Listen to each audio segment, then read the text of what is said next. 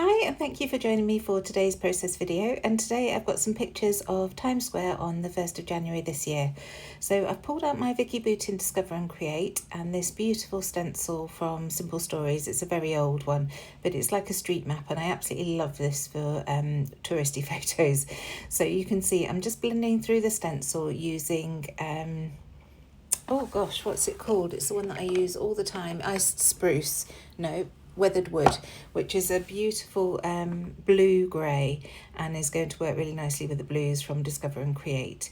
So I've got 4 photos of Times Square, all printed 3x4. So I use the Project Life app to create a collage of 2 portrait photos on a 4x6 photo paper and then printed that out at home. So I'm going to have 3 photos down the left hand side and 1 on the right hand side of the page, and you can see here I'm just pulling out some neutral papers to go behind them. There's a lot of blues and reds in this in these photos, so that's what I'm aiming for.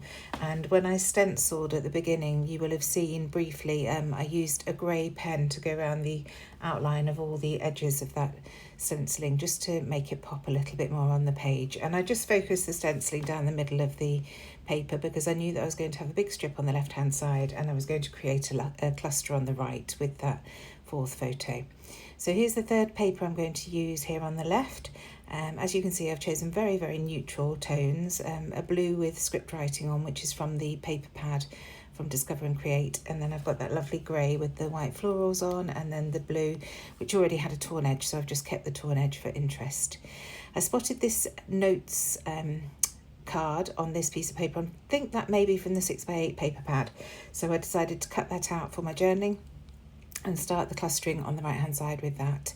I love the blue check on the background, so that's why I'm using that 2nd card, using the reverse, so that I've got that there as another layer. And now I'm just going to go through all these photos and map them onto white cardstock just to give them a nice crisp border, so that they stand out on top of those other papers. So if you've been watching my channel for a while, you'll know that we went to New York in 2023 after Christmas, and we decided to do the same again this year. Last year our hotel was right next to Times Square, and a couple of times we found ourselves walking through Times Square and it was just so unbelievably busy that we actively avoided it this year. But when we were getting ready to go to the airport, our flight was at night, we decided to go to a diner for brunch before we left for the airport, and as we were going close to Times Square to go to that diner, we decided to have a quick stroll through. It was still relatively quiet on the streets with it being New Year's Day. So we went down, and you can see from the photos there really weren't that many people around. So it was fun to see it the day after the night before, so to speak. And it was amazing how clean and tidy it all was. And a lot of the barriers, well, all the pens had been taken down. The barriers had been moved to the sides. And there was just the remnants of the stage, which you can barely see on the right-hand side photo. So fun to see without having to go through the mayhem that is Times Square around Christmas time. So just gluing these strips of paper down onto this left-hand side, I am going to rough up the edges using my fingernails, and for some reason the papers are slightly taller than my card, so we'll just cut those down in a second just to get them the same size as the base cardstock. I find that a lot with card, it does vary, and the paper is not all exactly the same size. It's not all exactly 12 by 12, particularly when you're using papers from a paper pad. So just trimming off those excess bits and then roughing up those edges, as I mentioned, just using my fingernails. These papers are predominantly from the paper pad, so they're really quite thin, so very easy just to get that lovely ruffled look, and then just ruffling up that torn edge there. Once that's done, I can start working on getting the photos down and then embellishing. So before I started filming, I did go through my stash and pulled out some older bits and pieces. Like I mentioned, I'm focusing in on reds and blues and then a little bit of gold as well. So it was great fun going through to see what I had in my stash and incorporating that into this layout and trying desperately to use some older stuff with the newer stuff again. I went through a great phase of doing that last year and then it sort of slipped. So just trying to do that a little bit more to get through some of these very old sticker sheets and things that I've got laying about. So I'm just layering that notes piece up behind that photo. I want to have enough room to do some journaling on there. I don't need to put loads, but just a little bit of why we were in Times Square at that point. So just again roughing up the edges of that other piece, and I shall layer that behind. Not quite sure where it's going to go yet, but it does end up to the left hand side like this. So using my trusty ATG to get that stuck down. I'm really enjoying the 6mm tape in my ATG. I used to use 12mm when I first started, but the 6mm gives me a little bit more option really. And then adding the glue. I know there have been some comments asking where this glue holder was from. It was actually a Christmas present from a friend, but it's a My Sweet Petunia glue gun, and you just add the Nuvo glue into it, or you do get a bottle with it so you can add your own glue if you prefer. But it is brilliant. I've really enjoyed using it. So here are some of the little bits that I pulled out. This globe I think was a die cut piece from an American Crafts collection. It was quite a grungy gold and black collection. I forget what it's called now, but I pulled that out to use on here. And then you can see above the photo there's a packet of washi stickers. We sell these at Hey Little Magpie under the Hey Little Magpie brand, and I'm just going to use a couple of those dotted about as well. They're really nice coffee ring shapes, if you like, and they just add a nice little something to the page. So just peeling off the acetate backing and getting those stuck down. Again, these are all bits and pieces that are just sitting in drawers that I forget about, so it's been great fun pulling them out. These pieces are from Ellie's studio. They were, I think it was called Star Journaling die cuts. So I'm just using that nice pale yellow one at the top there. It does have lines on it, but I'm not going to add any journaling. They're very subtle, so you can barely see. And then this flare badge is from Hey Little Magpie as well. It's the New York set, so obviously perfect for this photo. And then one of my old Ellie Studio kits, which has been abandoned in the drawer as well. And there were a couple of bits I could use from that. It was a June or July kit, so a lot to do with Americana, stars and stripes and things like that. So it was perfect for this layout. So just adding that little tag there. I will add some string to it later on. And then there's a little card with stars, blue stars on it that I will bring in, and also these lovely chevrons. I'm just going to use the blue and green ones. I put them at the top there, but I do bring them down the page shortly when I glue them down.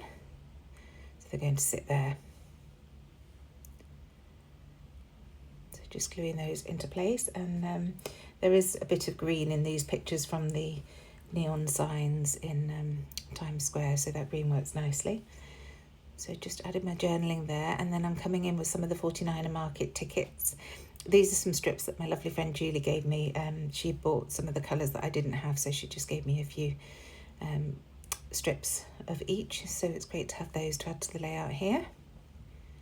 Just gluing those down, tucking them under the photo and also the strip of paper there. And then back into this kit, as I mentioned, to find that star paper, and I'm just going to cut a strip of that to add,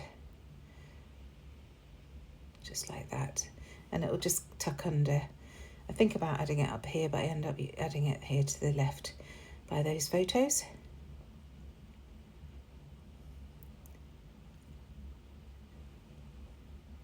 So it's just another little tucky piece really to add to that cluster that's ever growing. Then I went into my little drawers on my desk and I found these splats that I'd previously die cut using the Hey Little Magpie dies, and I just thought they'd add a little bit of interest as well. So adding those to the two areas, and then a tab, of course, so that I can have my date at the top here. So just gluing that down at an angle. I seem to have everything else up there at an angle, so decided that that would work. And here I am just adding that roller date stamp there, so 1st of January 25. The first one in my new album. I can't believe that we're already into 2025. So just trimming that down, and I'll get that stuck onto that tab. If you watch me for a while, you know that this is my favourite way of adding the date to my layout so that I can see at a glance when it was.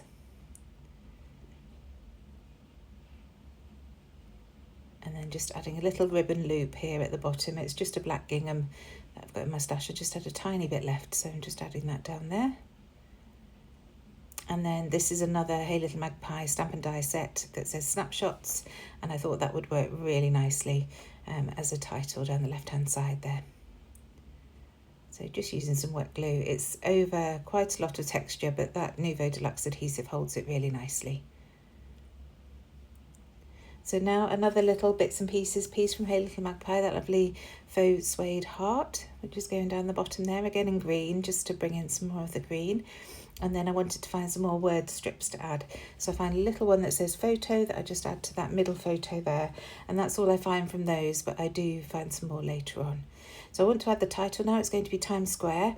And at first I use a mixture of the colours, but then I quickly realised I really want to use black and gold so it stands out amongst all the other busyness on this layout. So I switched that blue out to black, and then there's the title finished. I did have to use a number 3 for the E, and also cut down an F to make the R for Times Square, because the R that I had was a different colour.